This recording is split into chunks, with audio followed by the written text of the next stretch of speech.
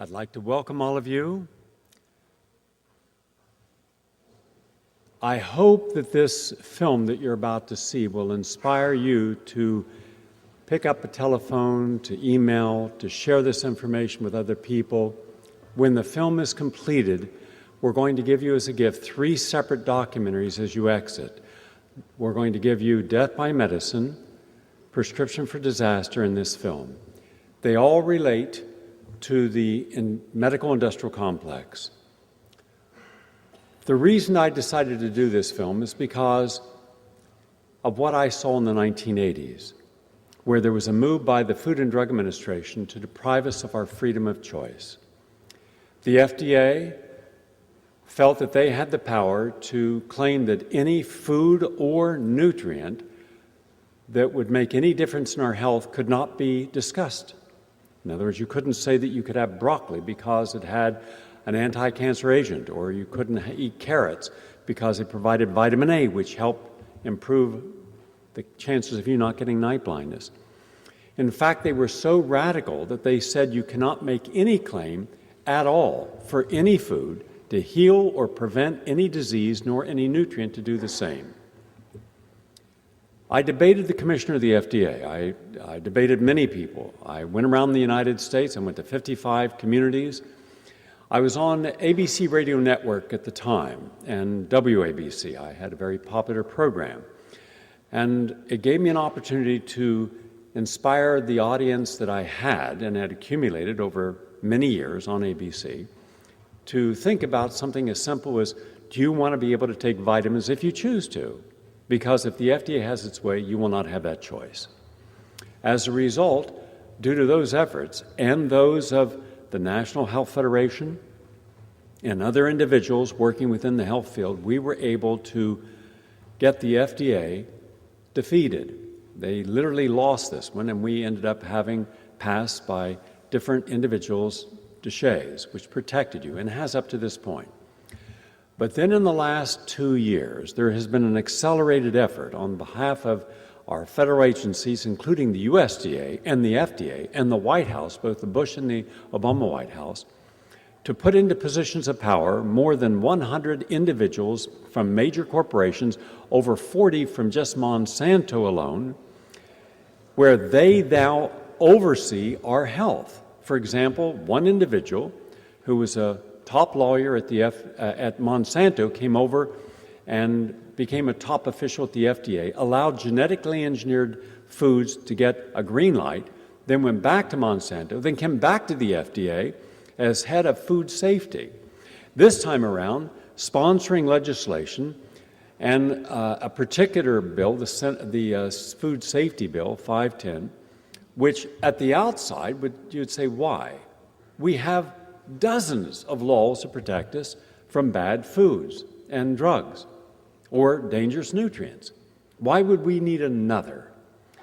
And when I looked carefully at it, immediately I saw what it was about. It was a very clever in-run where the FDA and the USDA and those people behind the scenes, now we know those are ALEC individuals. Before, for years, we could never figure out how every state suddenly won the same bill. Every state won the same law.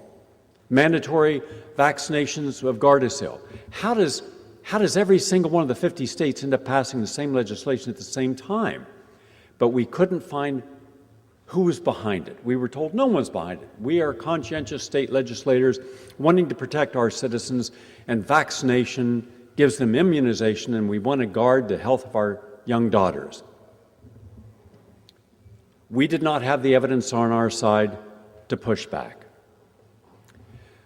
Once it was exposed a year ago, or within the last year, I should say, that there was a large group of individuals joined together, paying dues, McDonald's, many of the Coca-Cola, and all these other mega corporations who work together to meet once or twice a year with state legislators, give them bills that protected their interest and deprived us of ours, that would open up them to be able to manufacture gas hydrofrac in New York State without any thought of cleaning up their mess. By the way, that's actually the law now in Pennsylvania. If you make a mess, and in Ohio specifically, in Ohio, if a gas hydrofracker destroys the environment, they don't have to clean it up, the citizens do. That's how well done the legislation was, but not for the people of the state. Now that they were exposed, I ask our audience, boycott all ALEC companies. It's working. About 24 of those companies that originally belonged to ALEC at least have distanced themselves. And many state legislators, dozens, have now vowed they will not go to any more ALEC meetings. But they're only about 10% at most of all the legislators who've sat down with ALEC and sold their soul. Then they come back pretty much being guaranteed that they will have the support of those companies in their upcoming re-election campaigns. But what do they get in return? When a legislator gives $1, they get over $100 in value back for it. So it's a good investment. So think of them giving $4 billion, through some 55,000 different consultants who do not have to register, specialist advisors that do not have to register, lobbyists who do. As a result, with the 530 members of Congress, when you then divide that by the number of lobbyists, they are overwhelmed. They're swimming in a sea of cash. Everything they will ever need, the incumbents have. But what we do not have is we do not have a federal government, a White House, or a state government that is there to pass bills that defend our health and our environmental health. When I saw what was happening, did you notice how many bills began to pass that had national security written all over them? But it had nothing to do with protecting us. It had to do with major corporations being protected from you showing your right of dissent. Habeas corpus, gone. The right to sue the individuals who had illegally wiretapped our phones, which were all of the telecommunication companies, gone. They gave them immunity, including Barack Obama. Protecting those who had read our emails. All of your emails are read. All of your phones are tapped. They have the right to do it, and they're using that right. Why? Since when did we become terrorist suspects? Once you start a bureaucracy, it never ends. The trouble is in our society, we have never looked carefully at what our governmental agencies have become. In my personal opinion, all governmental agencies have become metastasized cancers on the heart of the American public. These are not bureaucracies that are there to defend us, the military-industrial complex, with $1.3 trillion in expenditures. How much do we need to actually stay safe? About $200 billion a year. Then why are we spending such an enormous amount of money? Because those colonels and majors and generals and procurement officers and others who were in the Pentagon and the military-industrial complex then go to work for the very defense contractors, Raytheon, Halliburton, and then walk right back in the governmental agencies saying, you need this system. But this system costs $20 billion. It'll take 10 years to develop, and by the time it's developed, it'll be antiquated. So what? It'll bring jobs to your area, some jobs. And it's good for you, but not for the American public. In every agency, National Institutes of Health, the for-profit insurance agencies, the pharmaceutical industry, and the for-profit hospital associations have joined together And just look at the log of the lobbyists that go to the White House. Look at the individuals who have sponsored legislation to keep you from being able to, if you needed an inexpensive drug, to get it in Medicare, Medicaid, or VA. You can't. They wrote the law. They wrote a 1,200-page plus law, the Medicare law. No member of Congress read it. They voted on it in the middle of the night, and within a short period of time after that, the people in Congress who were members of Congress who pushed that, lobbied for it, immediately went to work for very high-paying jobs in the pharmaceutical industry. And today, we have this monstrosity of a health care plan. And it is not whether it's right or left, it's just wrong. It will not prevent any disease.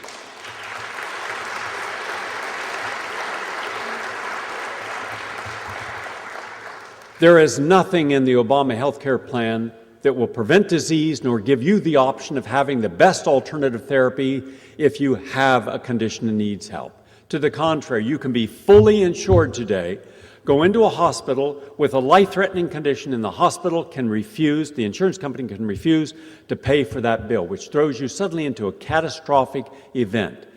For over 10 years, the number one reason for bankruptcy was our health care bills. We just couldn't pay for them. Now, after the great bubble collapse in subprime mortgages, it fell down to second or third place, but it's right back up there again. Now, we have 90 million Americans who are over 47 years of age. There's not one single person in the entire United States government who has created any program to care about your health as you get older. Now, how in the world can you have 90 million people who are at risk of Alzheimer's, dementia, Parkinson's, inflammatory conditions, heart disease, stroke, diabetes, and no one is doing anything to prevent this at all because they're not paid to prevent your disease. They're rewarded for profiteering off your disease. That is a nation of medical parasites.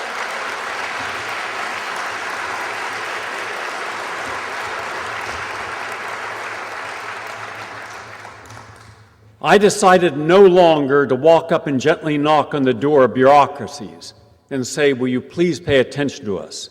I decided to do a documentary that we'd win and kick the goddamn door down.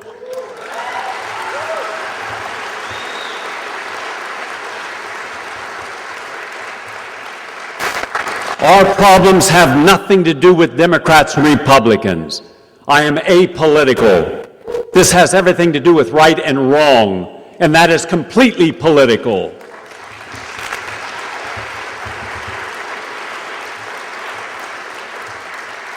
We have to understand that we have been treated as if we are incompetent and incapable of making reasonable and rational choices in our life. Those of us who chose to eat healthy, to eat a high-fiber, raw food, living food, vegan diet, to flood our body with phytonutrients, healing enzymes, the chlorophyll that is essential for our body and DNA, we were considered, until still to this day, are considered nuts. We're considered crazy. We're considered loons. We're denigrated.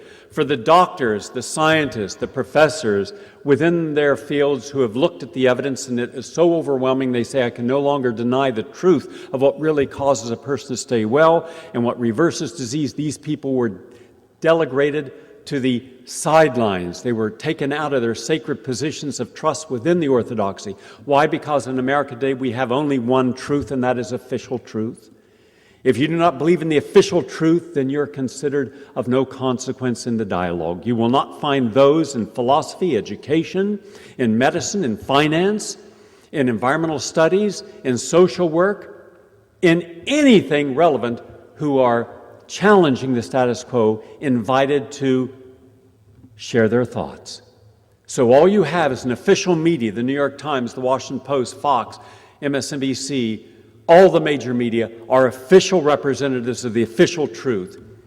So even if you could take a cured patient with absolute proof that they have been reversed in their disease by your therapies using natural non-toxic, they must deny it because it is not official. But if you were to cure someone using the most toxic drug in the world, you would immediately be praised for that, and you would be the leader of a new generation of healthcare based upon the model you've created. So we accept abject failure with chronic care in the United States, arthritis, heart disease, cancer, inflammatory diseases, digestive diseases, depression.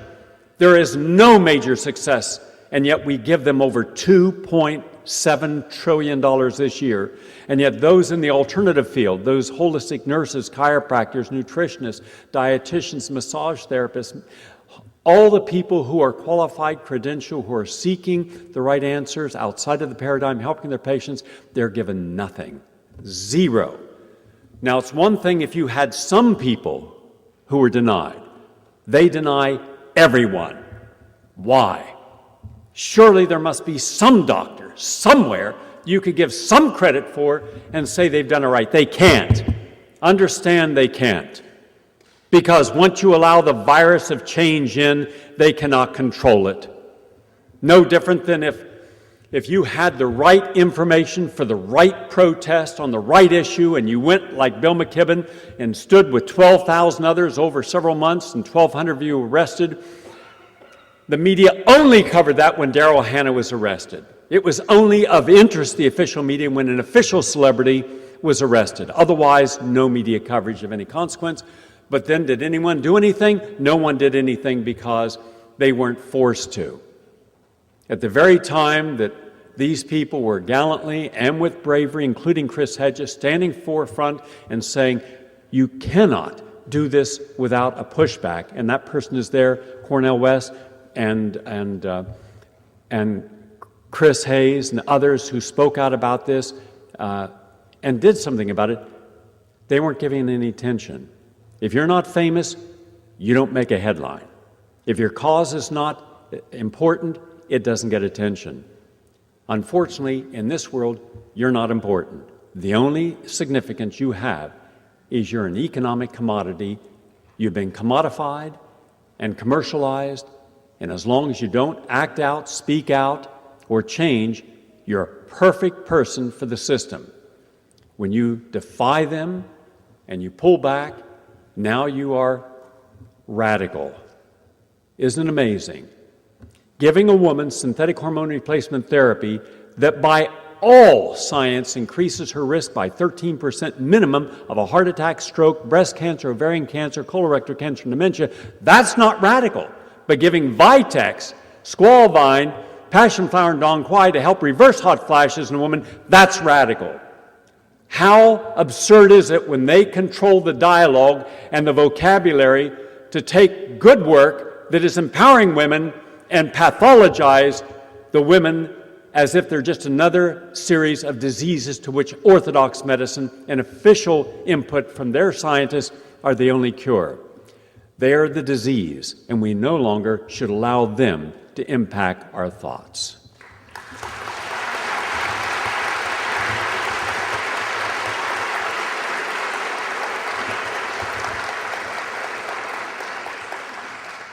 I would like to thank all of you who are watching from around the world. The last time we did this, 9 months ago here, and I want to thank the good people of the Ethical Culture Center who have been so hospitable to us, always gracious and always accommodating, that we ran out of space on the internet. So many people were trying to watch. We made sure that doesn't happen today. I believe that several million can watch this and without having a problem. We're going to begin in just about a minute. Following our program, we will then take a 10-minute break for you to stretch, and then we will reconvene. We'll take this out of the way so you can all watch from over here at the screen, and we will have a panel. You will have some remarkably unique insights into what the FDA has been doing.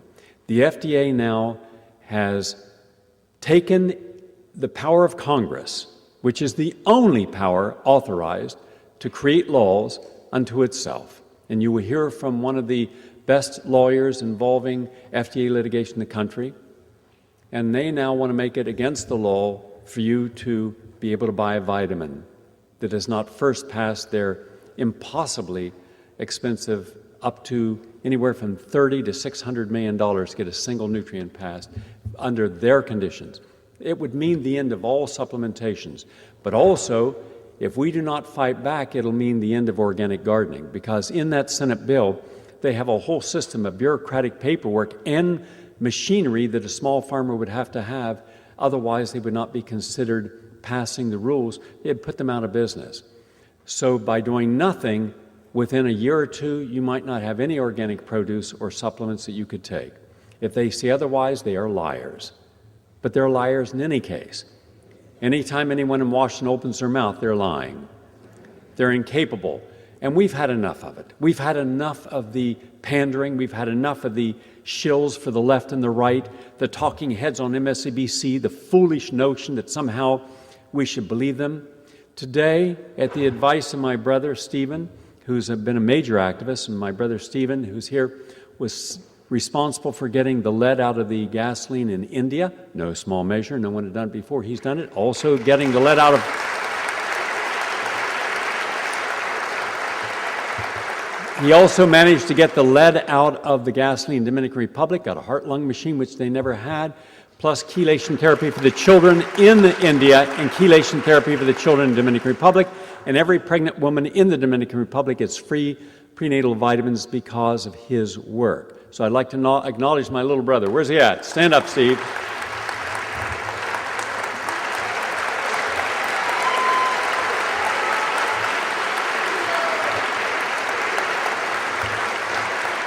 And last night, he said, why don't you invite President Obama and Mitt Romney on, not for debate, but to discuss the health care plan and see what their ideas would be. Well, today, our producer, Richard Gell, we sent President Obama an invitation, a cordial invitation, to come on the show and allow for a discussion of 20 points. And we shared our 20 points of concern. Would he come on and say how he would deal with these 20 issues? Same thing with Mitt Romney. My hope is that they will take advantage of this and come on and share with us their concerns. So I'll let you know if the feedback is positive, they're coming on. If not, it isn't. We're going to continue going forward. So now let us turn off all of our cell phones, please, and we will watch. It's about an hour and a half long. And I also want to acknowledge the people who spent well over a year and a half working with us on this. Richie, back here. Val, back here. Our executive editor and senior producer on this. And in the very near future, just so you know what's coming, because I believe we're in a perfect storm. I believe that within the next 24 months, America will face social challenges. I believe that the 254 million Americans who are suffering and will continue to suffer and nothing will change for them will begin to go to the streets. I believe our streets will become increasingly chaotic, and you will see what is happening in other countries where they've cut back. You'll see it in the United States, in major cities. I'm doing a program, it is done, it has to go in post-production, on getting old in America. So at least those people who are above 50 can have a voice so we can see what they're living through. I've been finished all my photography now on them, all my interviews. We have another major feature documentary I'll premiere in the late fall called Poverty, Inc. I want to tell the full story of how we got to where we're at, where 1% or less of the country controls so much of the resources and so many others suffer, and why it won't reverse itself. All that is in that film. I want to show all of you who've been told that you have social anxiety disorder and that you have authority defiance disorder, me, and I'm sure many of you. I have almost finished my filming. I still have a couple weeks of filming on Manufacturing Madness, our film which is almost completed on genetic engineering. And we have filmed in India with Vandana Shiva and all the people and showing the people, 250,000 people telling their story who've committed suicide because of Monsanto and other companies promising them great benefits using their genetically engineered crops, and they take out microloans. They can't buy back the microloans. So on the day the microloan is due, their home is there as collateral. They come in and take their home. The person goes out in the field, and you'll see this, and just drinks their pesticide and dies. The government of India doesn't give a damn about its own people and allows this to happen, and we care even less. Okay, so let's see a commercial for Monsanto. and it's Roundup ready, and let's see on the other side some people drinking their product. Wonder how that's going to go down. All right? So when I do something, I'm not going to blink on this. I'm going to show you the reality. And that's why I'm asking you to do just a few things after tonight. I'm asking you to see the power of one. I've heard so many times. In fact, yesterday when I was at the UN, any of you here from the UN yesterday who saw my lecture? Yes. Do you remember the psychologist who took on a whole rage about, we can't really change. Oh, most people can't change.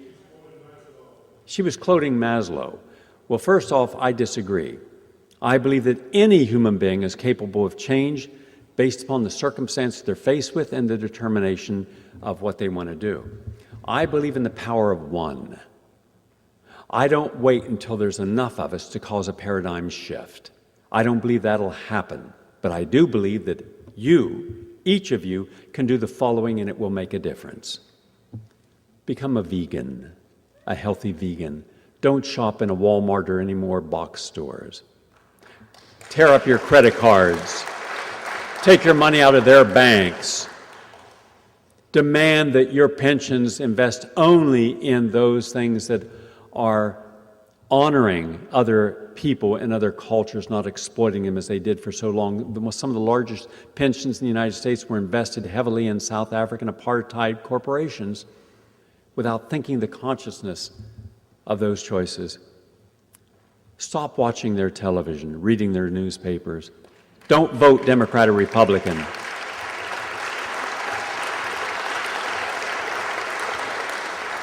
Vote independent. We have, and hopefully in time, we will vote for one independent where they all come together. It'll take another election cycle to do that.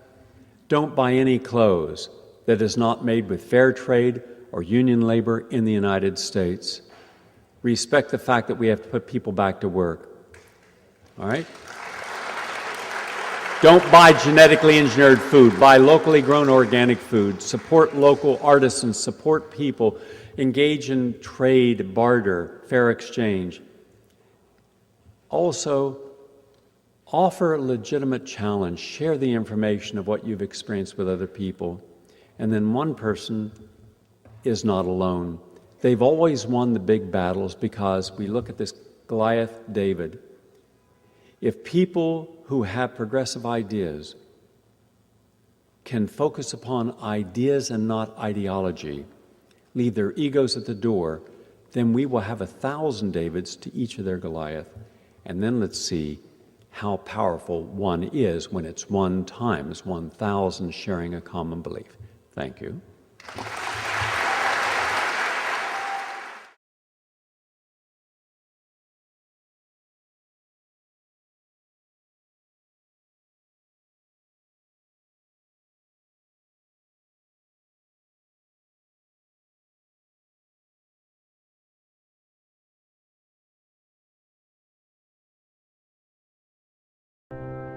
We have the FDA, the IRS, the EPA, FEMA, and many others, functioning autonomously and unchecked with the full force of the federal government. It's a government of, by, and for the bureaucrat. It really is a government that's out of control and that threatens our liberties every day.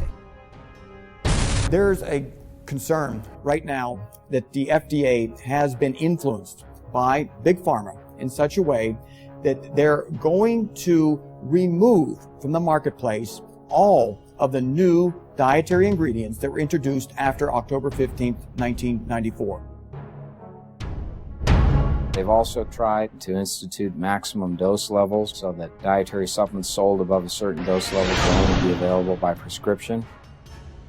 The FDA uses its power to censor and disallow truthful claims about the value of nutritional supplements. The dietary supplement industry is under siege by the FDA. Drug lobbyists do not want the American public to have access to low-cost, totally safe nutritional supplements that compete with pharmaceuticals. The FDA uses Gestapo-like tactics when it decides to take action against a dietary supplement company or a food company. We have 100,000 armed federal agents, many of them working for the Food and Drug Administration, and we see that those agents are engaging in behaviors that are reprehensible. They started walking around, they drew their guns, and I'm like, why are you drawing guns? The raid on Rossum involved no less than 5 government agencies. In the past 3 years, there have been at least 8 government raids across the U.S. involving raw dairy. The U.S. Food Safety and Modernization Act would give the FDA more money to hire agents and begin arresting small organic gardeners, raw dairy farmers, people who provide food to local farmers markets. Are we going to be forced to consume GMOs and chemically laced food and milk with recombinant bovine growth hormone? Are we going to have to eat animals with antibiotics? And the answer is you already are.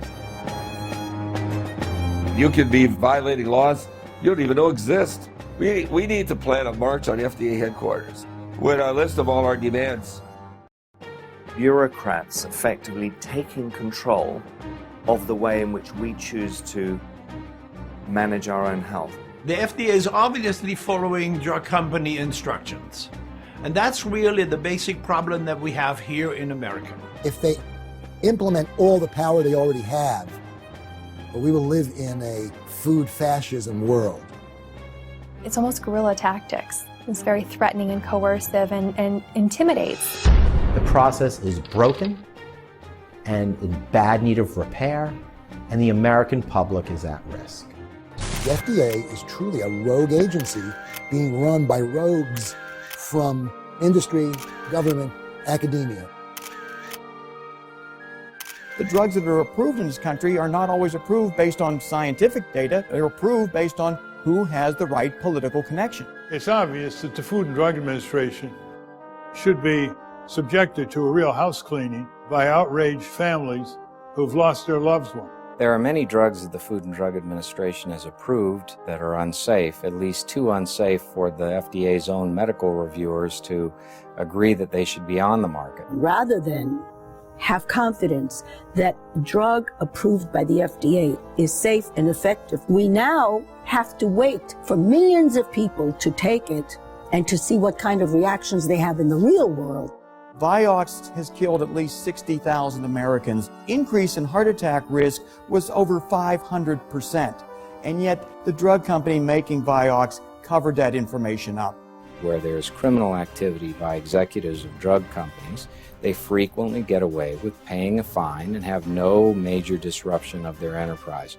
They're spending $6 million a day on lobbyists in Washington, D.C. alone. FDA receives 40% of their budget from drug companies. They're hired guns, and they're out there serving the best interests of the companies. They do not represent the American public. The FDA, in my opinion, has probably killed more Americans in this country than all the wars that the U.S. has ever fought combined.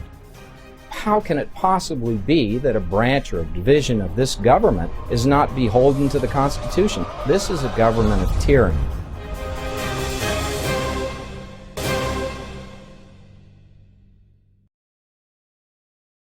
In the relationship between government-approved standardized medicine and all the other healing arts, we can see a pattern that goes back all the way. In, I think, about 1540, Parliament passed a law, the first Medical Licensing Act. It said nobody may practice medicine within the City of London unless they are first examined and approved by the College of Physicians and Surgeons under the Bishop of London. And of course, once that law was passed, the College of Physicians and Surgeons immediately started harassing all the other healers in the community. Within a couple of years, Parliament had such an outcry raised that a new law was passed, what is now called the Herbalists' Charter. It was 1546. It was in the 35th year of the reign of Henry VIII. And that charter, which was intended and stated it was a charter for all times, and it applied not just to the realm of England, but to the king's other colonies. And hence, of course, that means to the American colonies. And those American colonies, when they became free and independent states, adopted the common law of England as our common law. All the common law of that time is part of our common law unless the legislature explicitly changes it. And so the Herbalist Charter, which reviews the history of the relationship between the physicians and the wise women and the herbalists and the others of its time that we would call alternative practitioners, or as I like to say, advanced healthcare practitioners. Healers understand the Charter and understand that it's part of a very long tradition of healing within the community. And that tradition is one which we applaud and which we are humbled by. About 100 years ago, things were really beginning to change in the United States. We were changing from an agrarian economy to an industrial economy. Titans of industry really wanted to be able to control the world financial system as a whole. When the Rockefellers took over the allopathic medicine, there were many types of medical education in the United States. There were homeopathic doctors and there were naturopathic doctors who were using natural medicines to heal, and they were having very good outcomes. Once the Rockefellers took over the system, they closed down those other schools and they only promoted the sale of their drugs, they promoted surgery, and they promoted radiation. The Rockefellers were also in charge of the oil industry and the chemical industry, and they also made an alliance with a huge German concern called Big Pharma, which was a big chemical industry in Germany.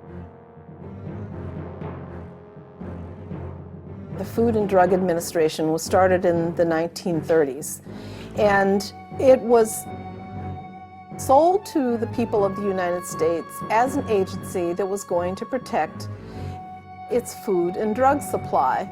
And of course, in the early part of the century, people wrote about some of the terrible things that were happening with the meat packing industry and in the food industry in general. Patented drugs were being advertised all over. And then there were, nostrums were considered secret formulas. And there usually were proprietary formulas. So they got all these addictive drugs in there. And they weren't even listing them on the label. So people were thinking heroin and cocaine, morphine and other types of opiates. And they weren't being told that they're even on the label. So they forced a labeling. There was a lot of mischief going on in the food industry, and the FDA was set up to correct that problem. They evolved into regulating drugs, medical devices, and at this point they regulate just about anything that goes into the human body. In the 1930s, 1938, the FDA became a monster. And from that point forward, it has grown by leaps and bounds until the 60s, when it acquired jurisdiction over both safety and efficacy of drugs. Then in 1938, they passed a law under Franklin Roosevelt defining a new drug, safe and effective for prevention, treatment, mitigation of disease, whatever. The FDA basically appointed itself as the experts. Senator Estes Kefauver sponsored an amendment that was passed, expanding the authority of the FDA to go beyond the safety of new drugs to the effectiveness of new drugs. And that was signed into law on October 10, 1962 by John Kennedy. At that point, the FDA was largely captive of industry. The FDA does no clinical testing of drugs itself. It relies entirely on submissions made to it by the drug companies. This would appear to the average person to be a gross conflict of interest, and in fact it is. There's a concern right now that the FDA has been influenced by Big Pharma in such a way that they're going to remove from the marketplace all of the new dietary ingredients that were introduced after October 15th, 1994. And regrettably, those are some of the most effective supplements that Americans are now taking. We're talking about resveratrol. We're talking about the ubiquinol form of coenzyme Q10. There have been substantial improvements made in the quality of dietary supplements. Drug companies are seeing this. They're seeing their profit margins threatened because people can go and use a dietary supplement in lieu of a prescription drug and perhaps get a better benefit with no risk of side effects. Recently, the FDA promulgated a thing called the New Dietary Ingredient Guidance. In the first decade of application of the New Dietary Ingredient Guidance, FDA took a rather conservative view of what a new dietary ingredient was. They would say, oh, well, if it was in the food supply and you can show that it's in the food supply, we will allow you to sell it and not prohibit you from selling it and not require you to make a scientific submission. Well, increasingly in the 90s, the FDA took a more restrictive approach, increasingly requiring the submission of new dietary ingredient petitions before it would allow a substance in the market, and expanding its definition of a new dietary ingredient, keeping more things out of the market as a consequence. The purported purpose for the guidance is to help create more safety for consumers out there that are consuming dietary supplements. The interesting thing to note is that there have been 0 deaths from dietary supplements as long as the CDC has been keeping track. Supplements are very safe. They're based on food. Congress recognized the safety of supplements when they grandfathered all the supplements to date. In 1994, when they passed the Dietary Supplement Health and Education Act legislation that governs the regulation of supplements. Now, Congress did at that time say any new supplements that were to come into the marketplace would be required to notify FDA so that FDA could keep track of what was happening going forward. Well, 90% of the dietary supplement companies that now exist did not exist in 1994. And those that did exist, hardly any have records from 1994. What the government is saying is, catch-22. Your product is grandfathered, but only if you can prove it. And it being on our published list isn't proof anymore. That's the sort of manipulation that we see coming out of the FDA. If the individuals working for the FDA were taking their jobs seriously, they would not do that. The FDA has issued a guidance that not only requires notification, it goes above and beyond by requiring basically a pre-approval system and puts in place something akin to a food additive program that requires such enormous barriers to entry, so to speak, that it will eventually, according to our analysis by law and economics professor Joanna Shepard-Bailey at Emory, it will result in a loss of almost 30,000 supplements to the American public. It would cost somewhere between $150,000 to 1.2 or 3 million per NDI submission. They've also said that an approval of an NDI, new dietary ingredient, for one company would not be transferable to any other company, even if it made the same product. As a consequence, they require every company that sells the very same product to submit a new dietary ingredient petition. So there are going to be literally blizzards, truckloads, train carloads of paper that manufacturers are going to be forced to file. They can't do it electronically with FDA. Oh, and by the way, just because they file it, do they get to use it? No. This idea of notifying FDA has been perverted into an approval process. And they did all this on purpose. It ain't making the product safer. They were safe to begin with. All they did is, it's just pure harassment, economic harassment against the dietary supplement industry. The only purpose of that is to try to push them out of business, just to make room for a total monopoly of patented drugs. The American public will be at the total mercy of the pharmaceutical industry. If they want a drug that will inhibit certain cancer processes like curcumin does, they'll have to rely, unfortunately, not on a natural, low-cost, safe compound like curcumin. They'll have to go with an expensive pharmaceutical. Ingredients that we've used to manage our health, from foods to functional foods to concentrated nutrients that are sold in dietary supplements, or as we call them in Europe, food supplements, are now being given this requirement to prove safety before they can be used. And what is so interesting is that this is right at the heart of the NDI draft guidance itself, in that the FDA is now trying to push through. Congress passed the Dietary Supplement Health and Education Act. Now, that legislation basically stated that dietary supplements were to be treated as food and not drugs. And FDA was directed to create some guidelines around that new dietary ingredient notification process.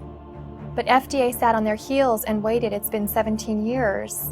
And FDA is just now coming out with this draft guidance. And FDA has gone very far above and beyond congressional intent in the draft guidance. The agency has had a long-term bias that was identified by Congress in the DSHEA legislative history, and there was quite a bit of congressional testimony about the bias. And the whole aim of the agency has been to restrict the access of consumers to those products and to limit what can be said about them. The FDA tried to circumvent it. They didn't like the idea that supplement companies were now able to inform the public about peer-reviewed research documenting safety and efficacy of nutritional supplements. So you see, this rule is calculated by the agency to have a devastating effect, to be another weapon in their arsenal to take down the dietary supplement industry. It is cleverly masked with a public safety rationale. In point of fact, the rule doesn't operate to protect public safety. So you've got 3 times as much regulations for dietary supplements as you have for pharmaceutical drugs. Senators Hatch and Harkin both explained to the FDA that this guidance goes well above and beyond congressional intent. It creates a pre-approval system that Congress did not intend, and they asked FDA to halt the process, sit down with interested parties to discuss all of our concerns. The FDA denied that request. They declined to cooperate. Now, the consumers have been made aware of this, at least the vitamin consumers who are significant. They are contacting Congress. They're protesting this. There's a chance that the FDA will not succeed. It's an interesting approach that the FDA used, creating a guidance instead of a rule, because it doesn't provide standing for any of us to pursue legal proceedings against the FDA. It's, I think, a very strong strategic play on their part. They're trying to keep this out of the courts because in many of the situations and sections of the guidance, they just don't have a leg to stand on. Now, a few years ago, FDA inspectors, they went around and they told everybody, you got to call all these products dietary supplements. It gives FDA jurisdiction to impose its dietary supplement good manufacturing practices on the manufacturer of that product. There's one thing that people don't know if you read the Dietary Supplement Health Education Act, is that a dietary supplement doesn't fall under that act unless you label it as a dietary supplement. Whereas you had the option of not putting that on there and leaving it under the food GMP, which is very easy to follow because it's been in effect for over half a century and it's a no-brainer. Why should we be required to go through an additional major hurdle when in fact the Dietary Supplement Health and Education Act, for which millions of American consumers fought so hard to get, basically doesn't require an additional regulatory burden for those products that are already safe and effective? Fear that the dietary supplement industry has is that if the FDA is given the power to restrict Americans' access to natural new ingredients, these are ingredients that people are ingesting as part of their diet for the most part, and then when a company extracts that and puts it into a capsule or a powder, the FDA wants to come in and say, well, now you've got to prove to us that that's safe and effective, even though there's no evidence that it's not safe and effective. The fear is that the FDA will try to do an end run around all the legal and political victories that have been won over the last 20 years and be able to restrict Americans from having free access to dietary supplements, to nutritional powders, to natural approaches to preventing and treating disease that compete against pharmaceutical interests. The Food Safety Modernization Act makes the situation at the FDA even worse than it has been up until now. The FDA does not have the capacity to figure out how products that are not clearly unsafe or clearly safe should be regulated. The FDA Modernization Act of 2007 gave the FDA unprecedented power over food. It gave it power to ban the interstate commerce in any food which had ever been studied for medical use. We fought very hard in 2007 to make sure that there was an exemption in that law for dietary supplements. Now, we did that because we understand that agency abuses power. And this act would give the FDA even more power, more money to hire agents to canvass the countryside across the USA and begin arresting small organic gardeners and begin intimidating raw dairy farmers and intimidating even people growing food in their own yards, in their own gardens, people who provide food to local farmers markets. All of these people are about to be assaulted by a new regulatory wave of intimidation and oppression that is really targeted against those who produce real food in America. The idea that we would treat something that's essential as if it were harmful and require that it have all the kinds of double-blind, placebo-controlled studies that underlie drug testing is designed to undermine the health of the public, to remove choice from the individual consumer, and to take responsibility away from us for taking care of our own health. So I think there's a tremendous movement now across the country called a local food sovereignty movement, where people are tired of the FDA and the USDA and EPA covering up for the criminality of our industrial for-profit food system and basically pretending that it's the little people, it's the small farmer, it's the small rancher, it's the small grocer, it's the small restaurant that's causing the problem. And what they're going to do with that authority is what they've done with all the authority they've had up until now. And that is to argue that every product that comes on the market should be assumed to be an unsafe product until the people manufacturing that product prove that the product is in fact safe. That's a good standard for something that's intrinsically harmful, like a drug or even a food additive. It is not a good standard for products such as herbs and nutrients, which are intrinsically benign and which are products that have been used for thousands of years and are essential for our health.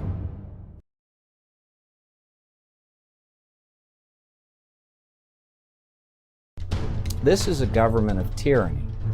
It is a government where the parties that under the Constitution are supposed to have, the branches of the government, that are supposed to have exclusive legislative, executive, and judicial power, have delegated those powers to unelected individuals who are not restricted in their actions by any serious limitation in statutory law or the Constitution itself.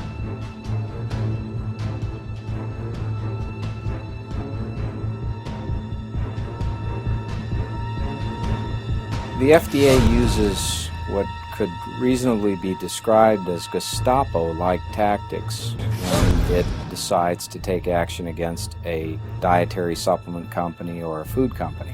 The agency can come in and take everything that I own of any value, can do it without any advance notice to me, with weapons out of their holsters, barge into the business, put everyone up against the wall or kick them out of the business, seize assets, so they freeze your bank account, seize all the products, seize all of the material inside the offices, frequently taking everything, including computers, all paper, all files, even before a trial on the merits, even before I've been convicted of any crime, all based on innuendo, allegation, and they can utterly destroy my business, they can ruin my client relationship, and they can make it impossible for me to afford my defense against charges that may be civil and criminal and could result in an incarceration for as long as a life term. In 1993, they raided Jonathan Wright's clinic, the pioneering doctor who's made so many of the breakthroughs that we know now to be safe and effective available to the American public. He was so successful in his medical practice that the FDA had to take action because he was getting results that they weren't seeing with FDA-approved pharmaceuticals. He was selling injectable vitamins. He had a number of different compounds that simply weren't in the FDA's approval directory, and they shut him down for a period of time. But there was somewhat of a problem there. His patients were getting benefits, and it resulted in a citizens' uprising, and the result was the passage in 1994 of the Dietary Supplement Health and Education Act. It wasn't just Jonathan Wright, but it was almost like the straw that broke the camel's back. We arrived at the clinic, my wife and myself. She's a nurse, and she's our clinic general manager, and it was surrounded by cops. We thought that something terrible had happened, some murderer had got inside or something, and they were guarding the place. And it turns out that agents from the FDA had herded all of our clinic employees into the waiting room and were holding them there. Our receptionist reported that just before 9 a.m., the locked doors of the clinic had all been kicked open, and men had been running in with guns, yelling, "Raid, raid," and had presented her with a gun no less than 4 feet from her face. They had presented a warrant, which they gave me. And if it hadn't been such a, what we call it, unusual situation, I think we would have all laughed, because the warrant said that they were there to seize our B-complex vitamins for intravenous injection, and vitamin B12, and some herbal preparations. They never hurt anybody, neither before or after, but that's what they were there to seize. If you have the misfortune of thinking that you can tell the truth about a dietary supplement's effects, therapeutic effects, you will likely have a rude awakening. First, you'll receive a warning letter. The United States Attorney will then go into a federal court having acquired information frequently from a clandestine, non-public investigation by the FDA Office of Criminal Investigations. Then that information goes to a judge. They tell the judge that you're a threat to public health. They present an affidavit from an FDA inspector that says that you're selling a substance that is an unapproved new drug, maybe nothing more than vitamin C. He issues a warrant. It's usually a search warrant and a seizure warrant. One of the principal outrages occurred in the early 1930s. Now, it turns out that if one looks up the archives of the Los Angeles Times, one will find that there's a celebratory dinner held in Los Angeles for a non-doctor by the name of Royal Rife. And this celebratory dinner was attended by faculty members from the University of Southern California, all of whom had signed affidavits to the effect that cancer patients they had sent to Royal Rife, treated by Royal Rife with energies, had all been cured. All right, what happened? Why is cancer such a problem now if Royal Rife could cure it? A lawsuit was instituted against Mr. Rife. The lawsuit dragged on. Oh, and his place that manufactured his equipment mysteriously burned down. In 2008, they had a very long inspection at my office, and that was, it lasted like 3.5 days. This is a small office here, right here in West Dallas. And I made a few products there, some herbal extracts. I made a colon formula called Perfect Colon Formula, another product called LeBeau's Cold and Flu Formula. I provided information in there on the benefits of the various ingredients in the formula. So I did, like I have been doing since 1994, I did research at the National Library of Medicine to see what the health benefits were. The U.S. Attorney then said, well, if you, small fine, no jail time, $100 maybe. And I said, I'll think about it. And then I decided to close the business down because I decided there's no point staying in business if you can't tell people how products prevent disease. You see, the FDA shuts down all speech, prior restriction, regarding nutritional supplements, unless the FDA gives permission for such speech. It's incredible. This blanket restriction of speech is clearly a violation of the First Amendment guaranteeing free speech. Let's talk about the cherry growers. A group of cherry growers had a website, and on that website there was a link. It was to Harvard's website and their research on the benefits of cherries in terms of treating gout, I believe. So FDA looked at that website. There were no health claims on that website, but it linked to another website that discussed scientific peer-reviewed research, and FDA determined that that was sufficient to be making an illegal health claim. FDA went after the cherry growers, literally with guns blazing, knocked down their doors, forced them to sign a consent decree, and agreed never to share any information about the benefits of cherries. Again, at the risk of all sorts of legal proceedings and essentially the loss of their company. When it wants to censor someone from speaking out about cancer, or when it wants to exterminate a company that is providing nutritional supplements to the marketplace, the FDA will stop at nothing. It will violate laws, it will violate civil rights, it will violate due process, it will commit international crimes. I didn't realize until it was carefully explained that the FDA was a criminal.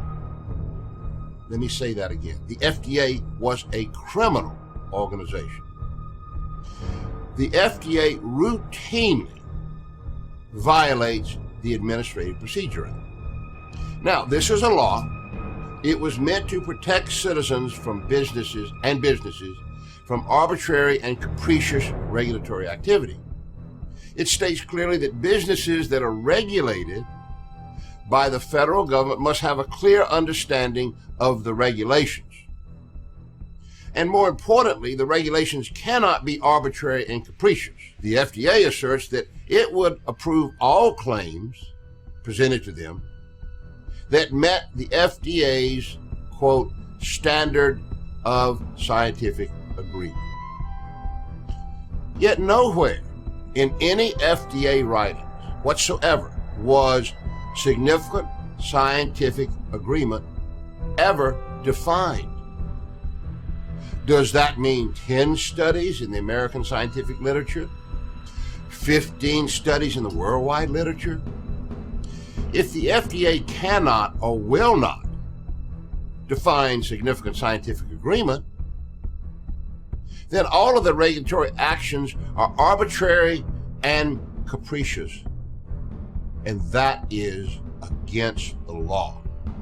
If you're involved in alternative medicine, if you're involved simply in producing a healthier, more natural food, FDA doesn't always like that because the processed food companies, they don't want the competition. FDA will respond by literally sending in armed officers to raid the makers of healthy, natural products who don't have the wherewithal to defend themselves. The major milk producers, dairy producers, lobbied the Food and Drug Administration to rid the marketplace of an emerging new competitive threat from organic farmers. And to eliminate this threat, they did what many, many large companies do. They unleashed their K Street lawyers on the regulatory agencies and on Capitol Hill. And the upshot of that was the adoption by the Food and Drug Administration of a rule that categorically prohibits the interstate transportation and sale of raw milk. It doesn't apply upon proof that the raw milk in question has unsafe levels of pathogens. It applies regardless of the safety of the raw milk. It applies to any shipment of raw milk in interstate commerce. What the heck is going on over there? Do police have nothing better to do in LA than raid organic food stores? Well, the Los Angeles Times broke this story, and what's shocking about this story is that police officers are going into this grocery store. It's a co-op organic raw food store, guns drawn. And we put this up on Survive and Thrive TV, and it's basically created a firestorm on the internet. People are really, really shocked that the police and the district attorney don't have anything better to do but to harass local cooperatives, engaging in sharing food. That the agency has become much more draconian in defense of these economic interests from the large dairies. What they have done is they've had a national, systematic campaign of enforcement going after raw milk producers, coordinating with state officials, and doing these raids. And this approach is being used all across the United States. So the FDA maliciously is actively working against the idea that we should have access to really healthy foods so that we could become healthy human beings. The Food and Drug Administration has been quick to go after the producers of pomegranates, of cherries, of any product that is in any way associated with a therapeutic effect. Case of pomegranates, pomegranate juice, antioxidants in pomegranates are associated with various positive health effects. Palm Wonderful, makers of the pomegranate products in the United States, principal maker, communicates that information to American consumers, and the FDA and the Federal Trade Commission become involved. And the Federal Trade Commission goes after them for deceptive advertising, hopes to destroy them because they had the audacity to communicate to the American public the potential health effects of pomegranate juice. The same is true of many different kinds of foods. They've gotten a $2.5 million fine against oregano for making statements about how it could be useful in your health. Made arguments against prunes and against cranberries. All of these things that people in their common sense could use to their benefit, the FDA is putting barriers up in front of. The walnut growers are not permitted to tell you about the benefits of walnuts. The people who manufacture nutrients are not permitted to tell you what the nutrients do in a clear and unambiguous and truthful method.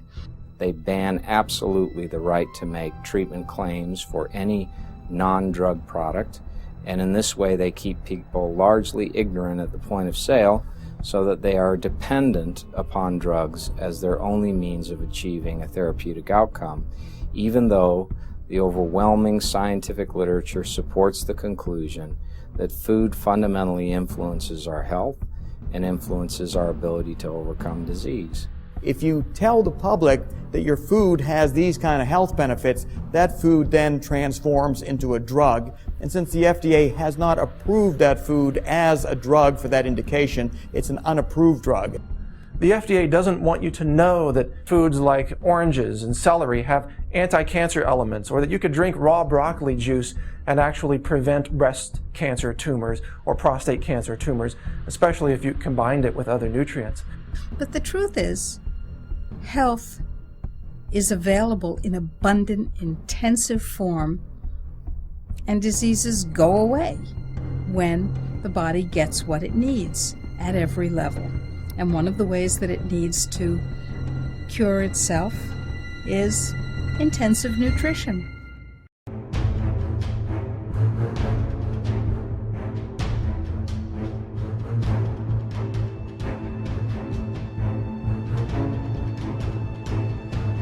Health and food freedom and justice are not just local issues and national issues, they're truly international issues.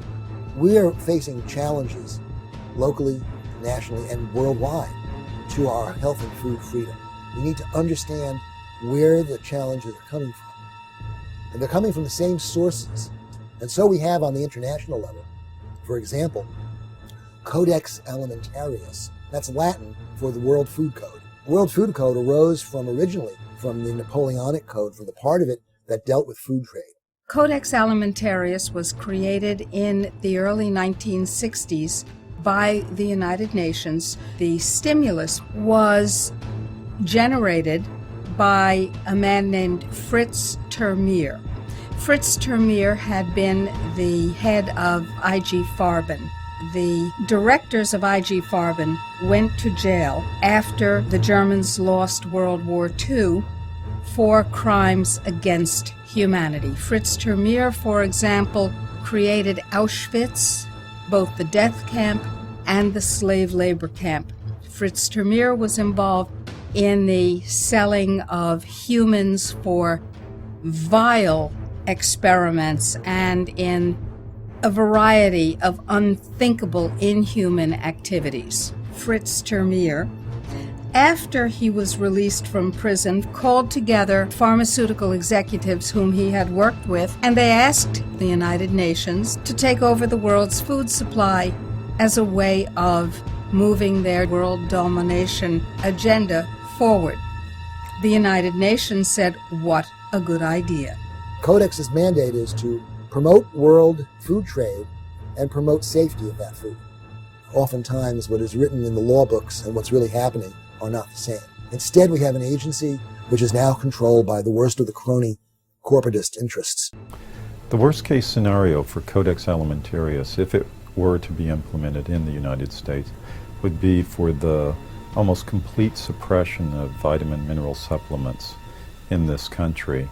That is, all of the high potency, all of the great variety of dietary supplements that we see would be no longer on the market. Instead, what you would see is just more low potency vitamins, Fred Flintstone kind of vitamins, nothing that would really help a person.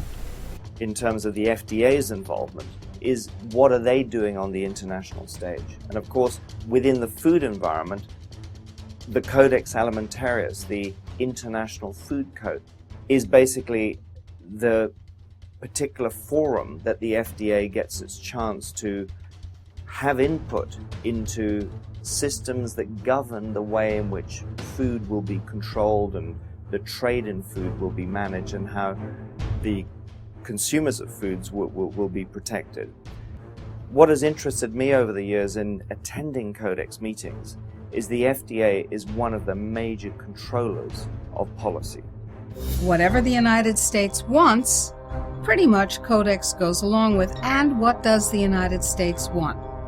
The United States wants what Big Agra, Big Chema, Big Pharma, Big Biotech, and Big Medica want. The average typical Codex delegate, that they seem to be the unwitting tools of those who have another agenda, which is to push GMO crops on us, to poison us with melamine, to poison our foods, our meats with ractopamine, let alone fluoride and all the other poisons in our environment, and they accumulate in the human body. And so who's protecting us from that? Codex is supposed to do that, but in effect what they're doing is giving a free pass to a lot of the industry to push these poisons through. People who reside in Europe and frankly other countries in the world where pharmaceutical interests have had so much power that they're able to restrict the potencies of dietary supplements down to levels that are so low that the supplement no longer has any efficacy. What Americans have free access to are not available to Europeans. There is no doubt that the move by Codex to put maximum permissible upper limits on nutrients that can be traded internationally and that are permitted in food is a genocidal maneuver. Those levels are below the levels necessary to prevent the chronic deficiency diseases of a variety of nutrients that all of us need. If the United States were to sign on to Codex, once they've gotten to the end of their process in terms of determining values of supplements that are going to remain available, that impacts the RDAs and the levels. So, for example, you may only get enough beta-carotene that you would get in half a carrot, as opposed to the much larger amounts that we all need to stay healthy. I take 10,000 international units of vitamin D3. The level permitted by Codex is 10. That's a 1,000-fold difference. If I believe that my body requires 10,000 international units of vitamin D3, as suggested strongly by numerous research studies, why should I not be permitted to have that information? Codex says that information has to be kept from me. Why should I not be permitted to have access to it on the shelves? Harmonization, and I capitalize the first four letters, HARM, harmonization of national standards with Codex standards and guidelines would make anything over 10 international units of vitamin D3 per day unacceptable and unavailable, indeed illegal. Daily reference amounts can very easily turn into upper limits in dietary supplements, and we see that threat. In every instance except one, the daily reference amount for the nutrient is less than the amount you need to avoid the deficiency disease. You need, if you're a woman, 1.25 grams of calcium a day to avoid osteoporosis. Reference amount, 1 gram, just below what's needed to avoid being ill. Except for one so-called nutrient, fluoride, which of course is a toxin, a neurotoxin, and a mind control drug. Fluoride 4 grams. It's okay. The FDA has been quietly agreeing with Europe. For many Americans, this will come as quite a shock because they can go onto the FDA website and say, look, we understand that there are a lot of concerns about Codex, but don't you worry, we would never impose it in terms of our national trade. We would only have to impose it when we were to comply with WTO rules on international trade. Now, the United States government declared in the Federal Register on October 11th, 1994, that it would harmonize with international standards, even those not yet promulgated. So Codex, even if it hadn't finished its work, would become the standard for all standards in the United States. Codex itself, the Codex Alimentarius Commission, in its own strategic planning statement, they put out these booklets, and they've had 2 or 3 versions by now. They even mention that Codex, multiple times they mention that Codex will be applied at the national and international level.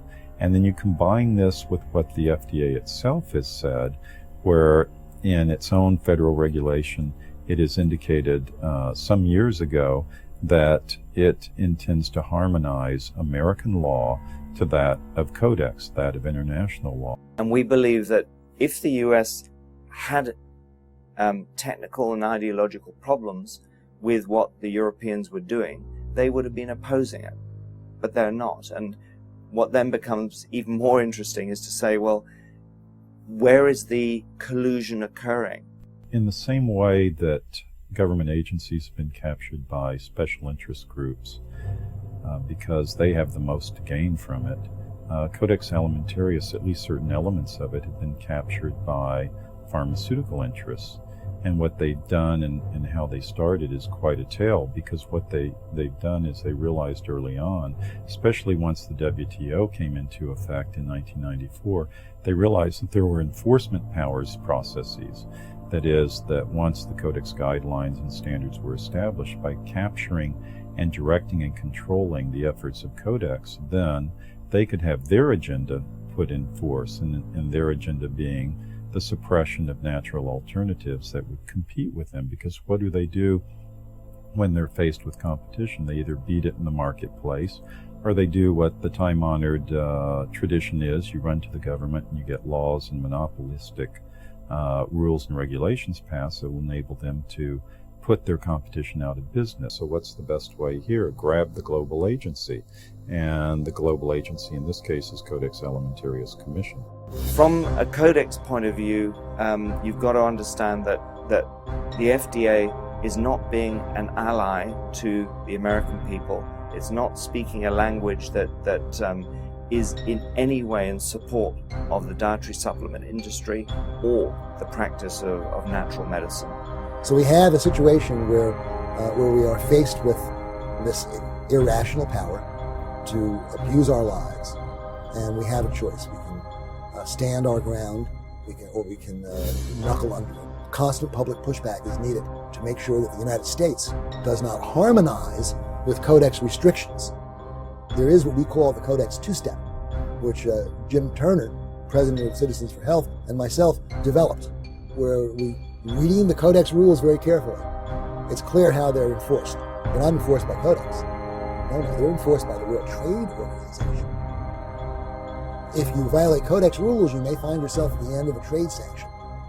You have various treaties that the United States is a signatory to, including, but not limited to, the sanitary, phytosanitary agreements, the SPS agreements, technical barriers to trade agreement, the Central American Free Trade Agreement, the North American Free Trade Agreement. And you look at that and you see that we are increasingly tied in by this interwoven, interlocking web of treaties and executory agreements, handshakes and the like, that we won't be able to avoid even with DSHEA. And primarily as well, there is this overwhelming sense of international harmonization, and there will just be the sheer psychological force and effect of forcing us to conform with the way the rest of the world is headed. That's a problem, and that's something that we face, and that's the response to these people who say nothing's going to happen here.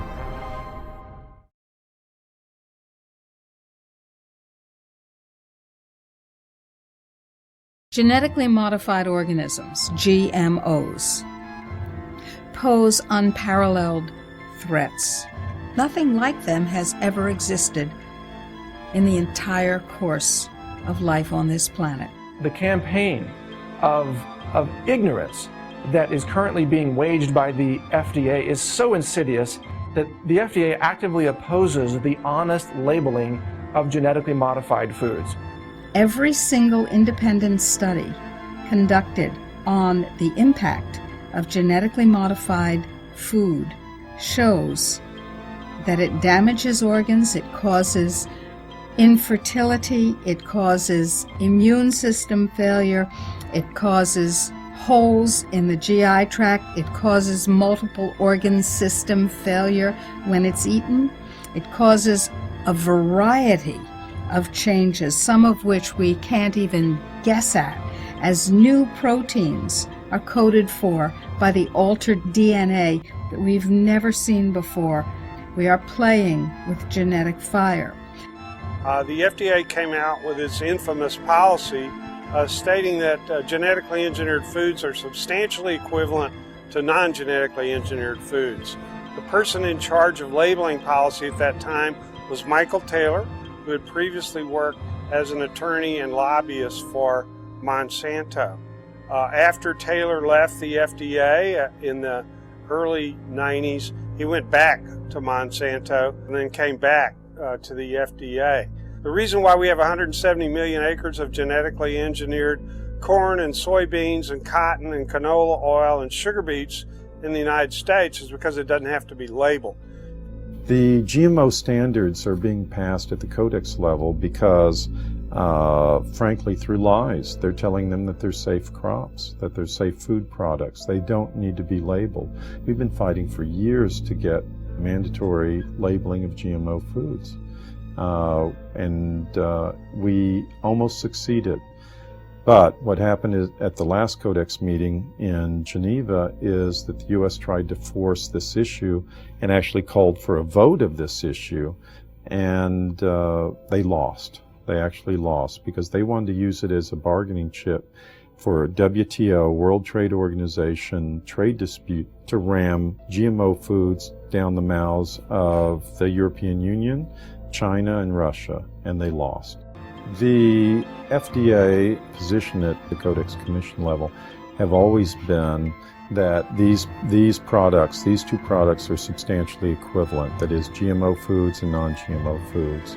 And they argue that they're inherently safe. And as such, they don't need to be labeled. In fact, the FDA has argued at Codex meetings that the average consumer is too ignorant to recognize the difference between a GMO-labeled food and a non-GMO labeled food, and they'd make the wrong choice. And that's their stated reason for opposing GMO labeling. For one example of many, in 2001, a small California biotech company called Epicite patented a product, patented a gene, which causes both men and women who eat it, in the form of any product, to produce antibodies to sperm. If the men eat the Epicite gene, they produce antibodies to their own sperm, rendering them irreversibly sterile. If women eat the Epicite gene, when they have intercourse, their bodies produce antibodies to the sperm that has been deposited, and they become infertile through the destruction of the sperm. Now, DuPont and Monsanto formed a joint venture, purchased the Epicite firm, and, quote, commercialized the Epicite gene. Do you want to know if the food that you're eating contains the Epicite gene? Sure you do. How about the food that your children are eating, or your grandchildren? Sure you do. But the FDA, the Fraud and Death Administration, has made sure that under current laws, it is illegal for you to have that information.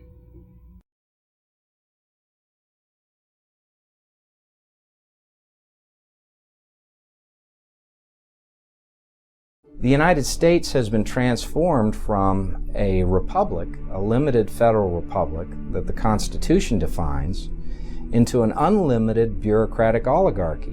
What is perhaps most extraordinary about the U.S. Food and Drug Administration is that whatever it says is accepted as gospel by the conventional media and the conventional medical industry. FDA receives 40% of their budget from drug companies, and it's been this process where slowly but surely drug companies have gotten their hooks into FDA deeper and deeper. You have whistleblowers and you have former FDA staff members and employees who have come out and said that it's understood that FDA works for drug companies, they work for device companies, they work for the companies who pay their paychecks. But it's even worse than that. The FDA also stacks its panels, its advisory panels, with people who have strong financial ties to the drug companies themselves. So the FDA might form a panel on whether a certain vaccine should be approved because there's a certain epidemic that's expected to occur, for example. But the FDA won't reveal that the experts on that panel, usually 80% of them, have some kind of financial ties, if not direct ties, actually taking money directly from the drug companies themselves. Some researchers have been shown to be unethical, and there have been studies where documents have been altered where subjects who did not fit the criteria were enrolled in trials. Studies that were put together for the new antipsychotics that were submitted to get these drugs approved. There were 2 doctors down in Georgia. They ended up in prison. They were down there doing these studies, just bogus clients and not reviewing the studies right, just taking all the money, supposed to be running it through a university, but really having a practice on the side and doing it. And the patients that they were enrolling in these studies were not qualified to be in the studies. I mean, just all kinds of things wrong. But yet the FDA approved those antipsychotics with studies from these guys, and they ended up sitting in prison. The FDA didn't do anything and say, well, we can't, we got to pull that approval because, it was fraudulent studies that got it approved. The problem is that almost any of the drugs, the well-known drugs, the popular drugs, the blockbuster drugs, if you will, those will inordinately have been tested in a, one can say, fraudulent way. In this little game of Monopoly where you spend $900 million and you get a new drug approval, and then the public becomes the 4th stage of testing. We find out whether in a few years so many people are dying that it has to be pulled off the market. I never questioned vaccines. I knew about drugs and that kind of thing, and I knew they would market drugs and they later pull them off the market and all that. My daughter would get her vaccinations. I couldn't believe that they would put children's lives at risk. And now I feel like I was taken advantage of, and that I was naive, and as was Chris, and that her life was taken from a vaccine she didn't need, about which we were falsely informed, and there was no justification, no medical justification for fast-tracking this vaccine, and that consumers were not being informed of the risk benefits. There's more injury and deaths to come unless we become more aware, do something about what's the process. You have the FDA who approves, licenses, and follows a vaccine. They're working in conflict of interest with themselves. It's been 3.5 years since Chris died. She was afraid of being alone in a dangerous situation. And I just think of that in the context of her being alone with this whatever was happening to her the night she died, and nobody was there. And that hurts, you know, to think of that. And the courageous part of her would want to be a voice that continues, want to help others. She'd want to make sure that her death was not in vain, that it had some purpose, and that was in raising awareness that, you know, studies that show that there's no scientific basis for what they're promoting. Every drug that makes the headlines, eventually, you find that their record is really, you wonder, how did they ever approve it? It's this kind of callous disregard of the public health that has characterized the FDA's treatment of drugs. They have protected well the financial interests of the largest institutions on earth, state-sponsored drug monopolies, and they have acted in ways that harm fundamentally the interests of American consumers and patients. And you know, the FDA is not supposed to approve a drug for any disorder that's not in the DSM. Okay? In the DSM, there is no disorder of bipolar, pediatric bipolar in the DSM. But yet, it finally approved, I think it was Risperdal in 2006 or 2007, for children. The FDA isn't up to inventing disorders. That's the American Psychiatric Association's main job. But the FDA just came right out and said, no, we're saying it's a disorder. We believe it's there. Paul Offit, who holds a patent for a rotavirus vaccine, was permitted to sit on a committee making a decision on whether or not to approve the rotavirus vaccine, in spite of the fact that it causes encephalitis and pneumonia, often terminal, in infants who are vaccinated with the rotavirus vaccine. We can look at the revolving door within the FDA. FDA pushes an agenda on behalf of the pharmaceutical industry. Look at their resumes, where have they worked in the past and who are they related to? There is a huge relationship between FDA and pharmaceutical industry and pharmaceutical interests. FDA advisory committees that are the precursors for whether the FDA, on receiving their recommendation, is going to approve or disapprove a drug or a medical device. And you're right, the FDA keeps saying they can't find enough qualified people, so they have to take them from industry, and so they give them waivers.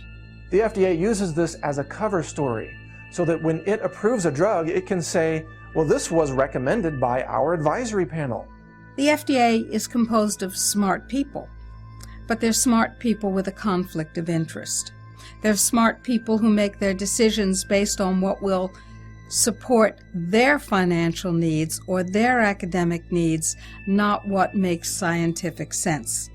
The current head of the FDA, Dr. Hamburg, in the year before she became head of FDA, received $2 million in compensation from Henry Schein, the drug company that used to advertise itself as your location for all things vaccination. $2 million in consulting fees. Now she runs the FDA. So here we have Margaret Hamburg, FDA commissioner, being told that RBGH milk will increase risks of breast, colon, and prostate cancers and not doing anything about it. So we're dealing with FDA commissioners, which in this regard and in other regards, which I could document, have shown themselves to be recklessly irresponsible. Well, the Food and Drug Administration is under heavy influence inside and out by the food and drug lobbyists. Consequently, we are still being exposed to bovine growth hormone milk, which most Western countries have banned, like Canada and Norway.